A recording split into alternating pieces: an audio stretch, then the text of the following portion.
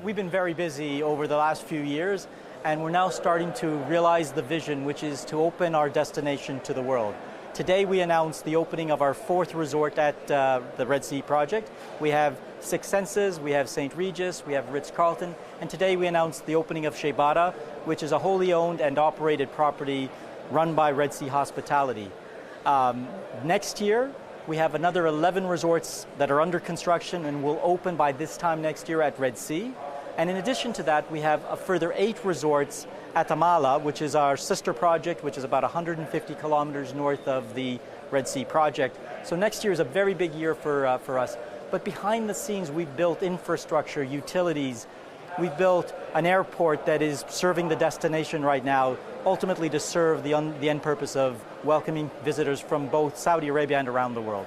What about Amala? When will it first open its resorts? So this time next year, we expect to open all 8 resorts up at Amala. Together? Together, along with the 11 resorts at the Red Sea. So 19 resorts next year. Very big year for Red Sea Global. And you mentioned that the hotel that was just announced today, Shebara, will be operated by the Red Sea Hospitality Company, which is part of the Red Sea development. So can you tell us a little bit more about this and the new hotels which will be opened? How many of them will be operated by you as well? So, so Red Sea Hospitality is operating a limited number of hotels. We have all of the best brands from around the world. As I've already mentioned some, we also have Four Seasons, we have Rosewood, we have SLS, we have Intercontinental, we have Miraval, we have Fairmont, Jumeirah. So we have a selection of the best hotel brands. So we felt that there was an opportunity for us to grow a homegrown brand to operate some of our more iconic properties. So that was the essence behind it. But we've operated and created 26 different subsidiaries that basically support the overall destination, and Red Sea Hospitality is just one of them. When you mention the infrastructure, can you tell us a little bit more what has been done so far to make the Red Sea resorts more accessible to people, and especially the airport? Well, infrastructure covers many things. So we've built from scratch brand new utilities to serve the destination. You may recall we did a deal with Aqua Power, a consortium that is building an infrastructure to provide power, water, waste for the destination. That system is now nearing completion. It's already operating and serving the destinations that are open. So that's just one part of the infrastructure, and that was a big design, build, operate, transfer agreement. The airport is open. It actually opened in September of last year, so it's been operating for a little over a year now. We have, starting next month, 10 flights a week. We have 4 from Riyadh, 2 from Jeddah, 2 from Dammam, and 2 from Dubai. So we opened international flights a couple of months ago. So that's what's serving the destination today.